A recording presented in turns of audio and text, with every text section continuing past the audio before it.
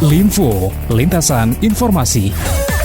Vaksinasi semakin gencar dilakukan untuk pengendalian pandemi. Menurut ahli biologi molekuler Ahmad Rusdan Utomo, PhD, dua konsen utama pandemi COVID-19 adalah kasus baru dan kasus di rumah sakit.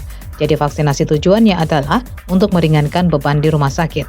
Jadi untuk sasaran vaksinasi ini kan juga tujuan utamanya adalah untuk mengendalikan pandemi ya.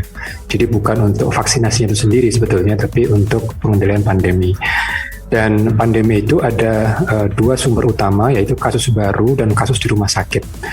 Jadi vaksinasi itu sebetulnya untuk tujuan utamanya meringankan beban rumah sakit. Jadi emang vaksinasi itu untuk meringankan gejala sehingga jangan sampai terutama yang kasus komorbid itu menjadi memenuhi rumah sakit karena mereka adalah yang paling berisiko tinggi. Kepada Kelas FM, Ahmad mengatakan pengendalian pandemi tidak hanya bisa mengandalkan vaksinasi saja, tetapi yang sebenarnya adalah dilakukan dua pendekatan, yaitu vaksinasi dan protokol kesehatan. Keduanya harus bersinergi dan tetap jalan. Akan tetapi, kalau seperti Pak Menkes sampaikan ke kita, bahwa kalau kita bicara air yang bocor gitu ya, dari atap gitu, itu vaksin itu seperti ember gitu, jadi untuk menahan.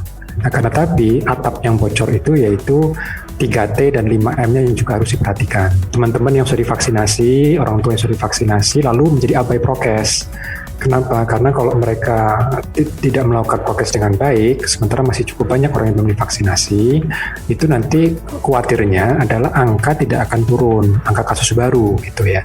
Jadi ini kita harus memang kalau strategi itu dua-duanya harus dihadapi. Jadi seperti yang Dr. Andani lakukan dengan swab PCR-nya yang masif, yang menjadi contoh model nasional, itu tetap harus berjalan dengan lancar, sehingga dua pendekatan ini bisa bersinergi gitu. Jadi jangan pilih salah satu. Jadi dua-duanya memang harus jalan gitu.